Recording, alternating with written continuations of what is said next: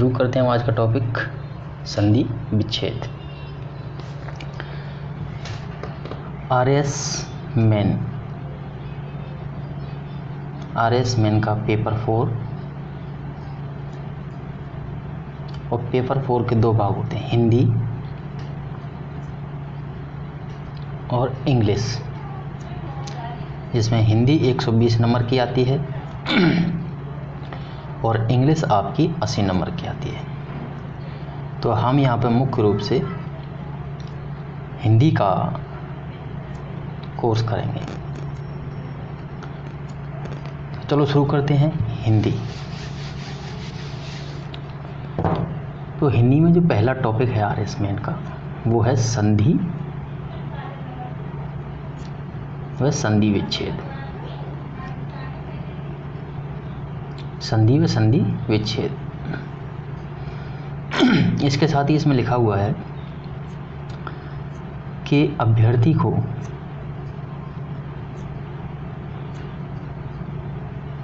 संधि करना व विच्छेद करना आना चाहिए।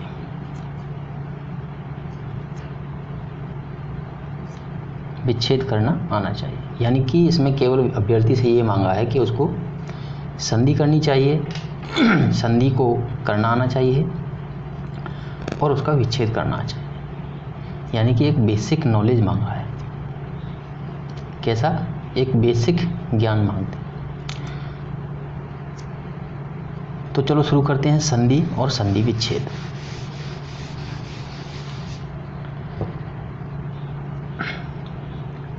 संधि विच्छेद को पढ़ने से पहले एक टॉपिक होता है जिसका नाम है वर्ण और वर्ण विच्छेद। मेरा ये मानना है कि संधि विच्छेद 60% वर्ण और वर्ण विच्छेद पर टिकी हुई है। तो इसलिए संधि विच्छेद को पढ़ने से पहले हमें वर्ण और वर्ण विच्छेद पढ़ लेना चाहिए, जिससे हमें संधि और संधि को समझने में काफ़ी सहायता मिलती है। तो सबसे पहले लेते हैं वर्ण। वर्ण क्या होता है? वर्ण की परिभाषा ये होती है कि लिखित भाषा की सबसे छोटी इकाई वर्ण कहलाती है। परिभाषा ये होती है इसकी कि लिखित भाषा की सबसे छोटी इकाई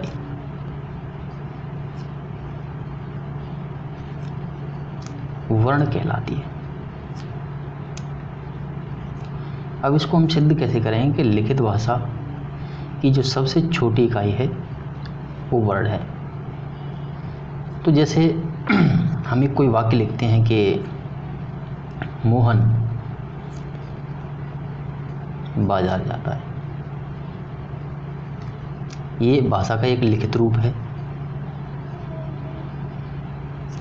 हम इसको लिख रहे हैं तो ये लिखित रूप है, और इस रूप का ये कैसा रूप है? ये भाषा का एक वाक्य है। और इस वाक्य को अगर हम तोड़ेंगे तो मोहन बाजार जाता है, यानी कि 4 भागों में टूट गया है। एक मोहन, एक बाजार, एक जाता और है। अब हम मोहन को तोड़ें तो इसमें मो प्लस ह प्लस न, इसको तोड़ें तो बा प्लस जा प्लस रा। अगर हम मो को तोड़ें तो इसमें माँ प्लस ओ, और यहाँ पे ह प्लस अ, और यहाँ पे न प्लस आ। माँ के नीचे हलंत लगाए, इसका अर्थ होता है, अगर किसी शब्द के नीचे हलंत लगा हुआ है तो इसका अर्थ है कि वह शुद्ध व्यंजन है और उसमें किसी प्रकार का कोई स्वर मिश्रित नहीं है। तो ये दोनों मिलके मो का निर्माण करते हैं, और ये ह का और ये न का। और इसको हम आगे नहीं तोड़ सकते, इसको हम आगे नहीं तोड़ सकते। तो ये दोनों क्या हैं? ये वर्ण हैं, ये भी वर्ण है, ये भी वर्ण है। तो इस तरह हमारे समझ में आता है कि लिखित भाषा, ये भाषा का लिखित रूप है। इस लिखित भाषा की जो सबसे छोटी इकाई है, यही क्या कहलाती है? वर्ण कहलाती है। अब जो वर्ड होते हैं, मुख्य रूप से जो वर्ड होते हैं वो दो प्रकार के होते हैं। वर्ड दो होते हैं, एक तो वर्ड होता है स्वर और एक होता है व्यंजन। चलो इनको भी समझ लेते हैं कि स्वर क्या होता है और व्यंजन क्या होता है, इसको भी हम देख लेते हैं।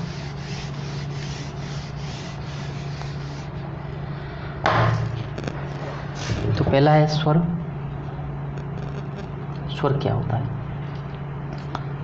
यानी कि ऐसे वर्ड जिनका उच्चारण स्वतंत्र रूप से होता है, यानी कि ऐसे वर्ण जिनका उच्चारण स्वतंत्र रूप से होता है,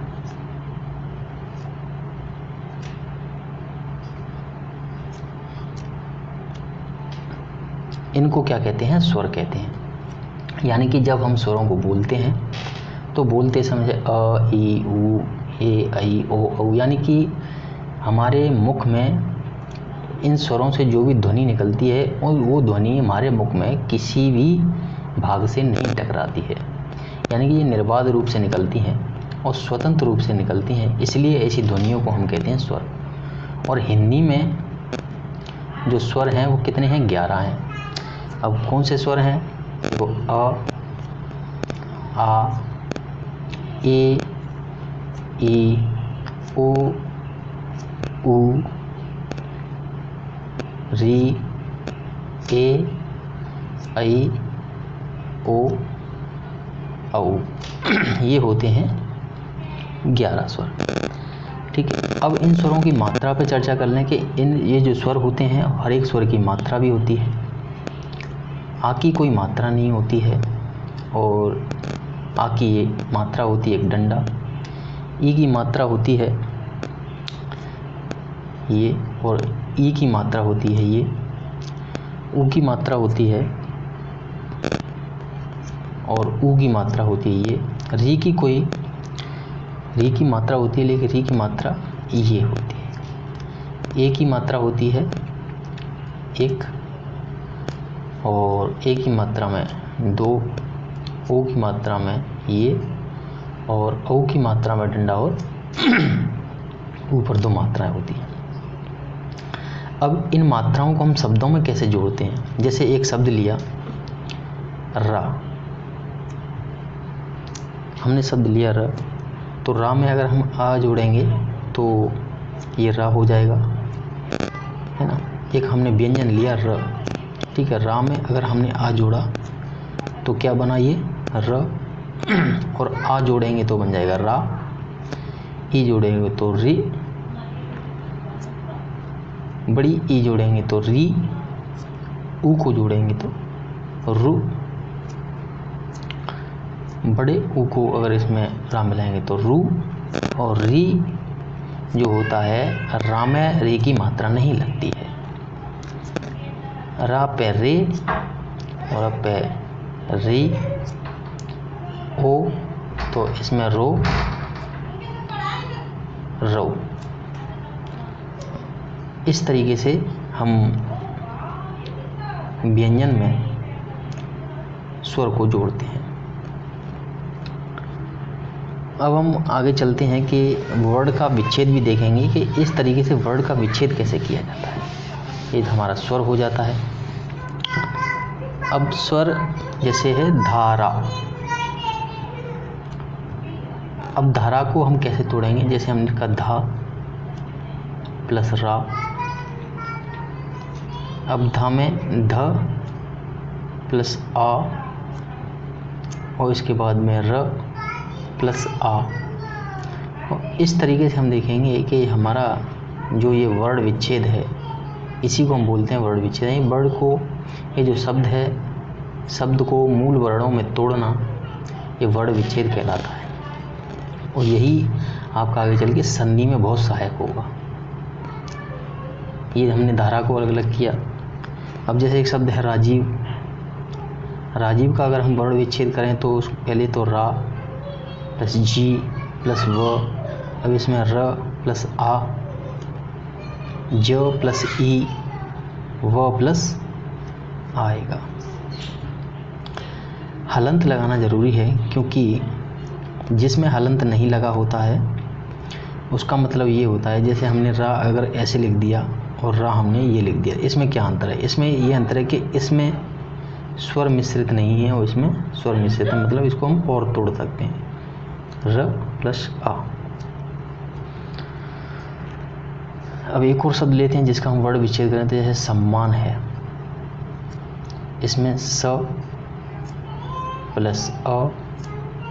अब ये जो आधा वर्ण होता है इसको हम ये प्लस म प्लस आ प्लस न प्लस आ, ये हो जाता है वर्ण विच्छेद। अब हम स्वरों को देखते हैं कि स्वर जो उत्पत्ति के आधार पर स्वर हैं कितने प्रकार के होते हैं और उनकी उत्पत्ति कैसे कैसे हुई, वो उस पर भी हम चर्चा कर लेते हैं। ठीक है,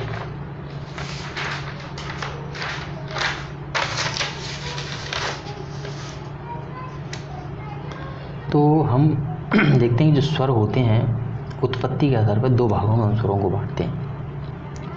उत्पत्ति के आधार पर हम स्वर को दो भागों में बांटते हैं। एक तो होते हैं मूल स्वर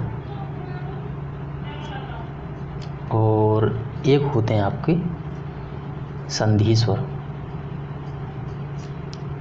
ठीक है, मूल स्वर अगर हम दोनों को अगर हम कहानी के रूप में समझें तो ये स्वरों की उत्पत्ति के आधार पर जो बनावट है वो हमें ज़्यादा समझ में आएगी।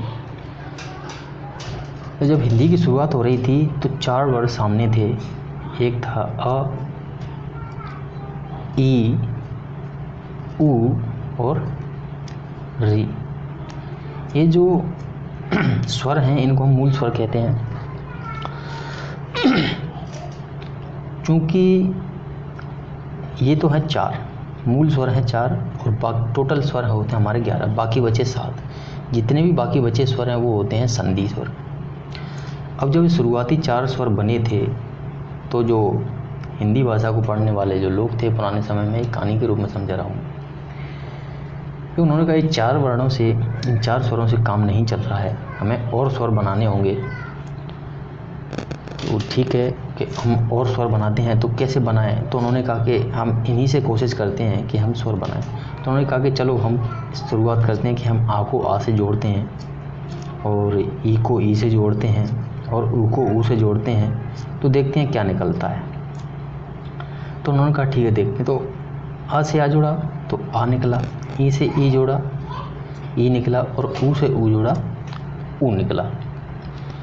इस तरह से ये इनका दीर्घ रूप हो गया। दीर्घ रूप यानी कि बड़ा रूप हो गया। तो ये जो स्वर कहलाए ये दीर्घ स्वर कहलाए, ये इन्हीं का भाग है। ठीक है, अब ये संधि स्वर होते हैं, इन संधि स्वरों को हम 2 भागों में बांटते हैं, यानी कि एक तो ये दीर्घ स्वर जो हमने ये देखे, ये दीर्घ स्वर, और एक होते हैं आपके संयुक्त स्वर।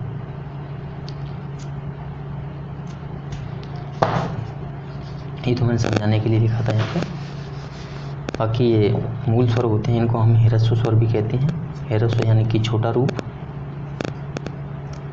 ठीक है, तो यहाँ पे दीर्घ स्वरों का निर्माण हो जाता है। उन्होंने कहा कि आ से आ जोड़ दो, ई से ई जोड़ दो और ऊ से ऊ को जोड़ दो, तो ये ऊ बन जाता है। उन्होंने कहा कि ठीक है अभी तो स्वर कम है, कि और स्वरों की ज़रूरत है, कि फिर और स्वरों का निर्माण कैसे करें ये हम देखेंगे। तो उन्होंने कहा ठीक है हम और स्वरों का भी निर्माण करते हैं और कोशिश करते हैं कि आगे कोई स्वर बने।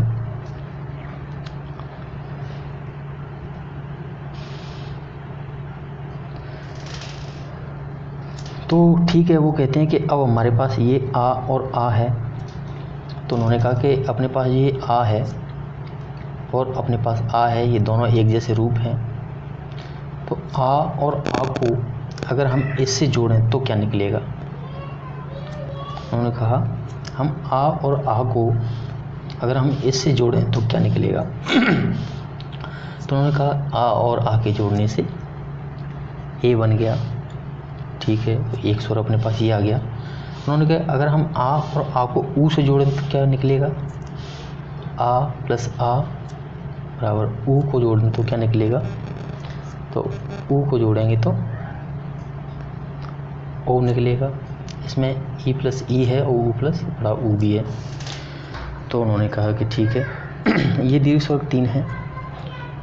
अब उन्होंने कहा कि ठीक है कि 1-2 स्वर और देख लो बन जाए तो काम चल जाएगा। कि उन्होंने कहा ठीक है कि अब हमारे पास ये जो वर्ड आ गए हैं तो उन्होंने कहा कि अब ये आ और आ है, इसको हम ए से जोड़ते हैं, ए से जोड़ते हैं।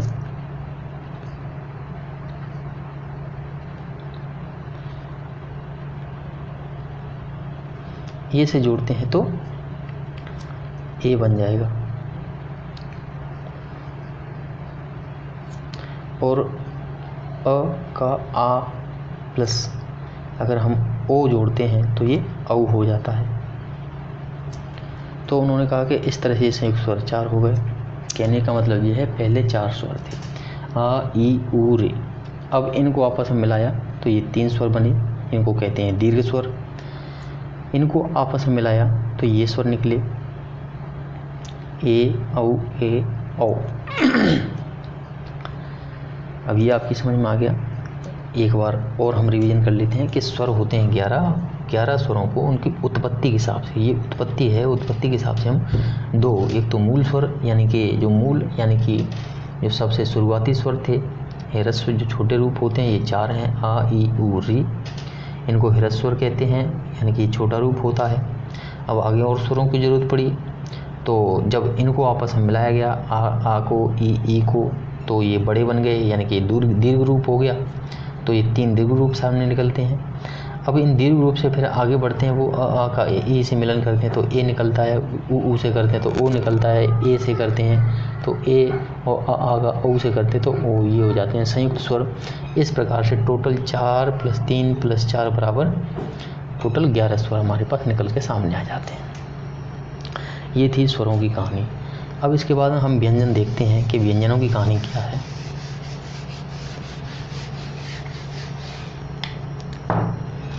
अब हम देखेंगे व्यंजन। व्यंजन किसे कहते हैं? सबसे पहले हम कहेंगे व्यंजन किसे कहते हैं। तो ऐसे वर्ण यानी कि हम ऐसे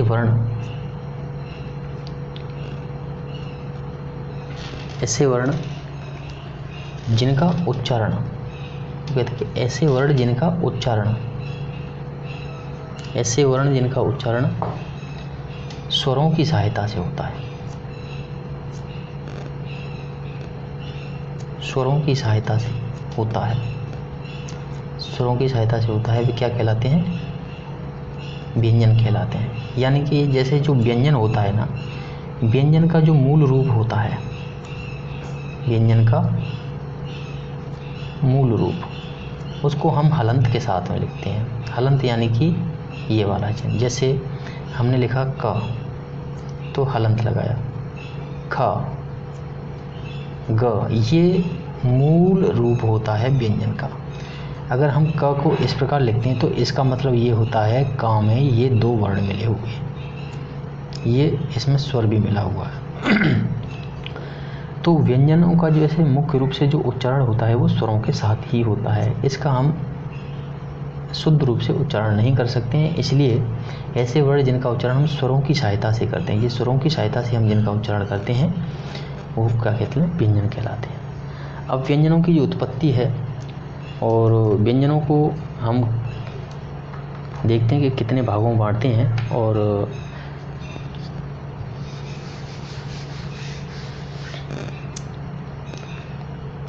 तो सबसे पहला जो व्यंजन का भाग होता है वो होता है कंठ।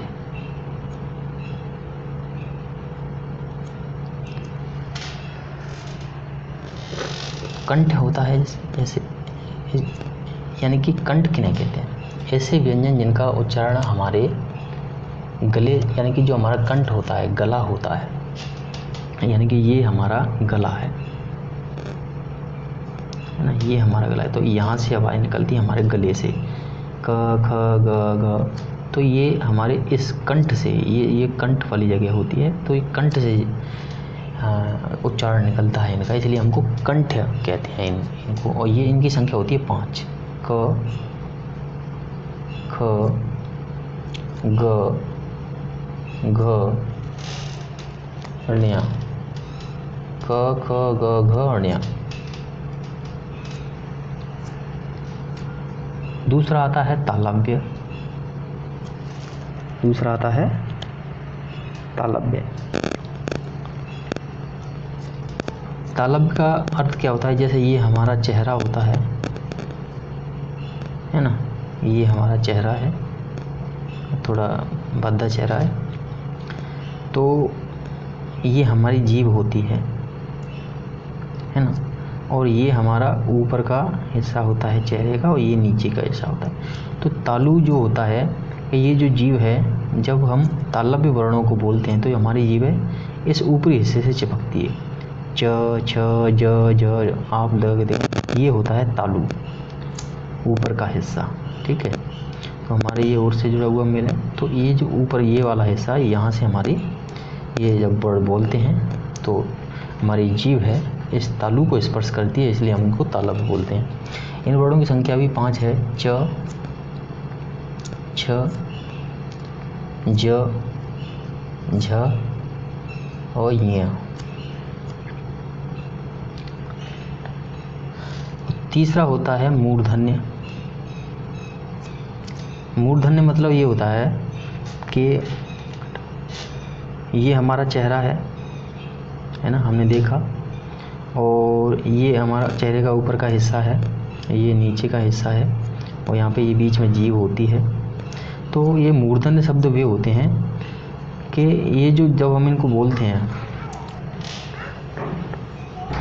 तो हमारी जो जीभ है वो यूँ घूम के, और जीभ का ये जो आगे वाला हिस्सा है ये टकरा है। जैसे बोलो आप ट, ड, ड, तो ये जो जीभ यूँ घूम के और ये वाला जो हिस्सा है ये इससे टकराता है। तो ये शब्द भी 5 हैं। ट, ठ, ड, ट, ठ, ड, ड, ड़, ट, ठ, ड, ढ, ड़। चौथा जो प्रकार है इसका वो है दंत। दंत इनको बोलते हैं दंत, यानी कि इसमें जो हमारे जो ये जो दांत होते हैं, ये जो दांत हैं, जैसे मान लो ये दांत हैं, ये ऊपर वाले हिस्से हैं, तो जो हमारी जो जीभ है ऊपर वाले हिस्से से इस तरीके से टकराती है, दांतों से यूँ स्पर्श करती है। जब हम बोलते हैं दंत वर्णों को बोलते हैं तो इस तरीके से जो हमारी जीभ है इस हिस्से में ये दांत हैं, ये दांतों से जो ऊपरी हिस्सा होता है हमारे दांतों का, एक तो नीचा हिस्सा होता है नीचे वाले दांत, एक ऊपर वाले दांत, ऊपर वाले दांतों से सामने से टकराती है। तो इसमें होते हैं त, थ, द, ध, न। इसके बाद हम लेते हैं 5वां, जिसको बोलते हैं ओष्ठ्य। ओष्ठ बड़ कौन से होते हैं? ओष्ठ बड़ होते हैं, ओष्ठ माने होठ। तो जो हमारे होठ होते हैं ये हमारे ओठ हैं, है ना, और जब हम बोलते हैं तो दोनों होठ आपस में टकराते हैं, जैसे प, फ, ब, भ और म। इसके बाद में शब्द होते हैं अंतस्थ। इसके बाद में छठा जो भाग है इसका वो है अंतस्थ।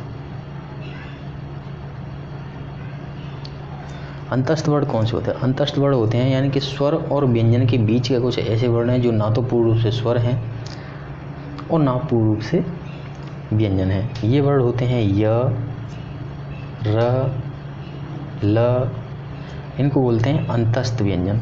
अंतस्थ। एक वर्ण होते हैं ऊष्म वर्ण, यानी कि जब ये वर्ण वो होते हैं जिनको जब हम बोलते हैं, जिनको जब बोलते हैं तो अचानक से एक हवा निकलती है हमारे मुंह से, जैसे स, स, श, ह, एक झटके के साथ एक हवा निकलती है, एक ऊष्मा सी निकलती है, तो उसको हम बोलते हैं ऊष्म व्यंजन। स, श, श और ह।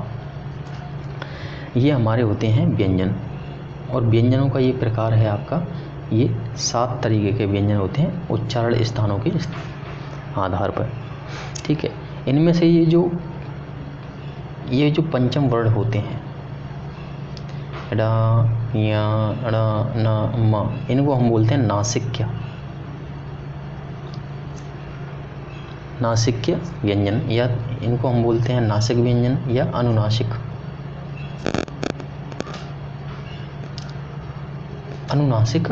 व्यंजन। यानी कि ऐसे वर्ण जिनको बोलने के लिए हमें नासिका यानी कि नाक की सहायता से, नाक जब इनको बोलते हैं हमारी नाक से हवा निकलती है, तो इसलिए ये नासिक वर्ण है, नासिक व्यंजन बोलते हैं इनको। इसके अलावा कौन कौन से व्यंजन होते हैं वो देखते हैं। इसके अलावा एक व्यंजन होता है जिसको हम बोलते हैं संयुक्त व्यंजन, इनको बोलते हैं संयुक्त व्यंजन। संयुक्त व्यंजन कौन से? 4 व्यंजन हैं जो संयुक्त व्यंजन कहलाते हैं, यानी कि 2 व्यंजन आपस में मिलकर एक जब नया व्यंजन का निर्माण करते हैं तो ऐसे व्यंजन को हम कहते हैं संयुक्त व्यंजन। ठीक है, तो ये 4 वर्ड कौन कौन से हैं? छ,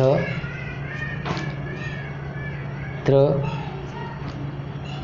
ज्ञ और एक शब्द होता है श्रव। 6 जो वर्ड मिलकर बना है वो है क प्लस स,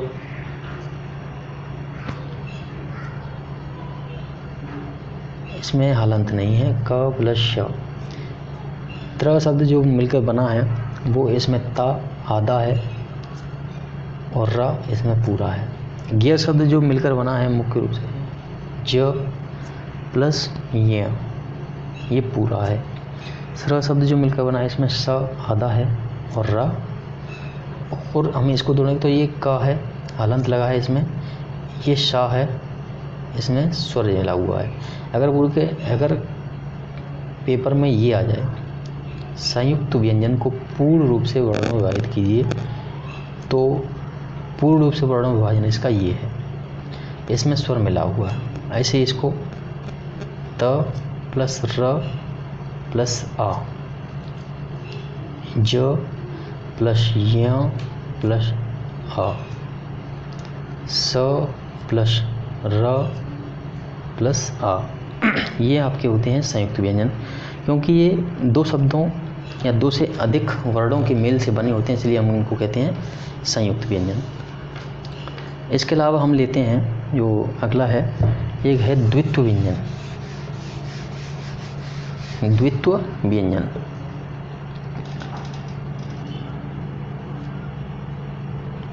द्वित्व व्यंजन किसे कहते हैं?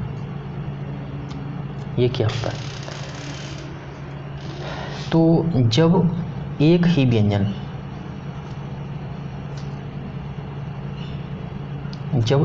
व्यंजन लगातार 2 बार आए तो हम उसे कहेंगे द्वित्व व्यंजन। जैसे शब्द लिखे हम सम्मान, तो इसमें ये जो माँ है वो 2 बार आ गया, यानी कि हम इसको अगर तोड़ें तो स प्लस अ म, क्योंकि आधा है हलंत वाला, म प्लस आ प्लस न प्लस आ। तो इस तरह हमने देखा कि ये 2 वर्ण हैं, ये लगातार, ये दोनों व्यंजन लगातार 2 बार आ गए हैं, तो इसको हम द्वित्व व्यंजन बोलते हैं। जैसे दिल्ली है ना, और जैसे उज्ज्वल।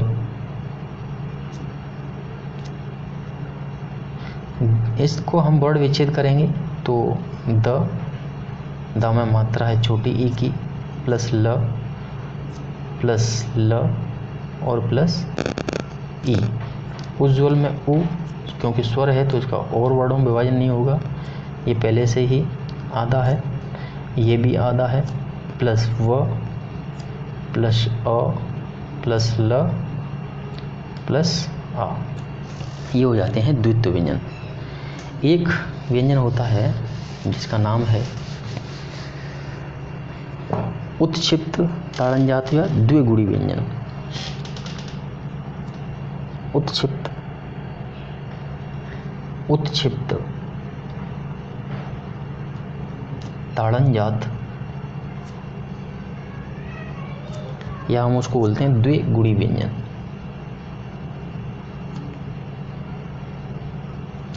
ये कौन सा हो? ताड़नजात है द्विगुणी व्यंजन। यानी कि ये ऐसे व्यंजन होते हैं कि जब हम इनको बोलते हैं, ये वो व्यंजन जब हम इनको बोलते हैं, जब इनका उच्चारण करते हैं तो जीभ ऊपर जाती है, ऊपर घूमती है और झटके से नीचे आ जाती है। इस तरीके से नीचे जीभ, ये जीभ है अपनी, ये ऊपर जाएगी और झटके से नीचे आ जाएगी। जैसे शब्द बोलो ड ढ, ड और ड, ये दोनों जो शब्द होते हैं इनको हम बोलते हैं उत्क्षिप्त, ताड़नजात या द्विगुणी व्यंजन। वह व्यंजन जिसके उच्चारण में जीभ ऊपर जाती है और झटके से नीचे आती है। ये ऊपर गई और झटके से नीचे आएगी तो इसको हम ड ड, बोलने से पता चला ड ड, तो उत्क्षिप्त हैं। और एक जो व्यंजन होते हैं जिसको हम बोलते हैं अयोगवाह व्यंजन। अयोगवाह व्यंजन, अयोगवाह व्यंजन होते हैं दो, अंग और अंग, ये वो अयोगवाह व्यंजन। अब ये हमने स्वर और व्यंजन देखे कि स्वरों को देखा हमने, व्यंजन को देखा, स्वर क्या होता है, व्यंजन क्या होता है। स्वरों के भाग देखे हमने, निर्माण के आधार पर स्वर दो प्रकार के थे वो हमने देखा। एक तो मूल स्वर थे, दूसरे संयुक्त स्वर थे। और इसके अलावा हमने व्यंजन देखे। अब हम देखते हैं थोड़ा कि वर्ण विच्छेद देखते हैं, जो संधि में मुख्य रूप से काम आएगा। संधि में जो चीज़ काम आएगी हम उसको देखते हैं वर्ण विच्छेद। ठीक है, तो वर्ण विच्छेद ऐसे तो हमने देख चुके हैं कि वर्ण का विच्छेद हम कैसे करते हैं। जैसे दो दो वर्ड लेंगे हम डिफरेंट टाइप के और हम उनको तोड़ना सीखेंगे, और वही प्रक्रिया, यही शैली हमारी संधि विच्छेद करने में और संधि करने में बहुत सहायक होगी। तो इसको हम अच्छी तरह से समझेंगे और आगे बढ़ेंगे। जैसे एक शब्द होता है समान, इसका हम वर्ण विच्छेद करेंगे तो स है, हलंत लगाएंगे और सा में आ जुड़ा हुआ है। उसके बाद माँ है, माँ में हलंत लगाएंगे और इसमें स्वर है आ, और ना है, ना में हलंत और इसमें स्वर है आ। इस तरीके से हम वर्ण विच्छेद करेंगे। अब एक शब्द है जैसे सृजन। अब सबसे पहले तो सा है, हलंत है और इसमें मात्रा है री की, मात्रा री है स्र। अब इसके बाद में ज है प्लस आ है प्लस ना है और प्लस आ है। ये इसका वर्ण विच्छेद हो गया। इसके बाद एक शब्द लेंगे हम मनोहर, तो इसका हम वर्ण विच्छेद करेंगे तो माँ प्लस आ प्लस न, और ना में ओ की मात्रा है, छोटे ओ की, तो मनु, और ह प्लस अ प्लस र और प्लस आ। इसका ये वर्ण विच्छेद हो गया। यही वर्ण विच्छेद हमें संधि करने में बहुत सहायक होगा, इसलिए हम वर्ण विच्छेदों को अच्छी तरह से समझना चाहिए। ये आपको बाद में महसूस होगा जब हम संधि विच्छेद पढ़ेंगे, संधि पढ़ेंगे तो आपको बहुत अच्छा लगेगा कि वर्ण विच्छेद जो है एक अच्छी चीज़ है और ये संधि करने में बहुत ज़्यादा सहायक होती है। इसके बाद में एक शब्द है औषधि। औषधि को देखें तो औ एक स्वयं एक स्वर होता है, तो इसके दो विभाग नहीं हो सकते हैं। इसके बाद सा है और शा में आ जुड़ा हुआ है। इसके बाद में ध, और धा में मात्रा है ई की, छोटी ई की। ठीक है, और इसके बाद में हम उज्ज्वल पढ़ चुके हैं। एक शब्द लेते हैं महत्व, ये द्वित्व वर्ण आ गया इसमें, तो माँ है और माँ में आ है और प्लस हा है, हा में आ है, प्लस इसमें ता है, प्लस ता प्लस आ प्लस व और प्लस आ। यानी कि जो आधा शब्द वर्ण होता है उसको हम ऐसे भी लिख सकते हैं हलंत के साथ, ये और ये दोनों एक ही चीज़ होती है। जब हम पूरा वर्ड बनाते हैं, शब्द बनाते हैं, तो वर्ड को जब हलंत के साथ में लिखते हैं, क्योंकि अगर हम इस शब्द को ऐसे लिखेंगे महत तब, तो ये थोड़ा अच्छा नहीं लगेगा, इसलिए हम इसको ऐसे लिखते हैं। ठीक है। अब इसके बाद में एक शब्द और है जिसको हम लेते हैं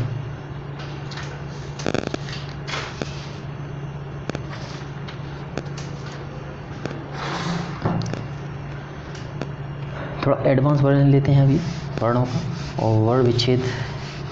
जैसे एक शब्द है क्रम,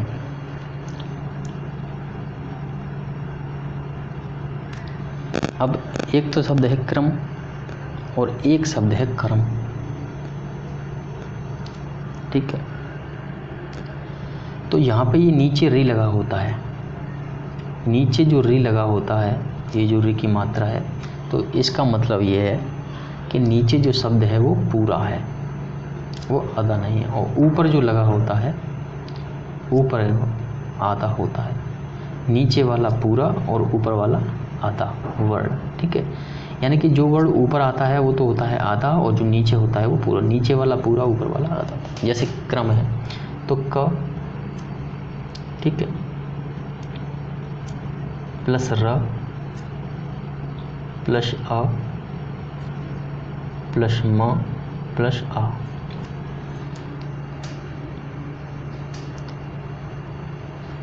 ठीक है। यानी कि इसको हम ऐसे भी लिख सकते हैं क रम क्रम। अब ये है, ये तो है क्रम, ये है कर्म, इसमें क पूरा है, इसमें क आधा है। ठीक है। तो क प्लस अ, ये आधा होता है तो आधे को हम लिखते हैं ऐसे, प्लस म प्लस अ, इसको हम ऐसे लिखते हैं क रम। इसमें और इसमें फ़र्क है, इसमें का पूरा है, इसमें का आधा है। ठीक है। तो नीचे वाला पूरा और ऊपर वाला आधा वर्ड होता है। अब जैसे एक शब्द है सामर्थ्य। ठीक है। इसका हम बोलेंगे तो सा है, तो सा में तो स है और आ है, प्लस मा प्लस अ प्लस था आधा, और य था के बाद में रा है, आधा है, और प्लस य प्लस आ। यानी कि स, पहले ऐसे ऐसे कर लो अगर नहीं आता तो, थ रा और य, ये है सामर्थ्य।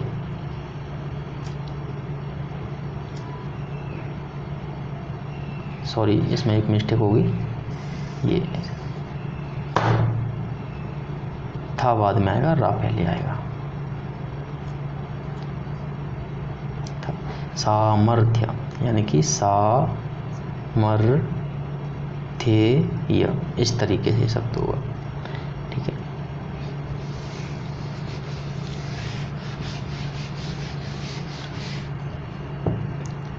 अब एक शब्द लेते हैं, जैसे जो दो वर्णों वाले हमने शब्द देखे थे, उनका अगर हम वर्ण विच्छेद करेंगे तो जैसे कक्षा,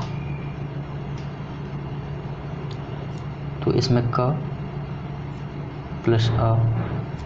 अब जो छा जो बना था वो किससे बना था, वो बना था क प्लस श सा प्लस अ, तो कक्षा। ठीक है। अब जैसे एक शब्द है अपने पास आता है संजय। संजय में सा है, ठीक है, और प्लस आ है। अब ये जो है,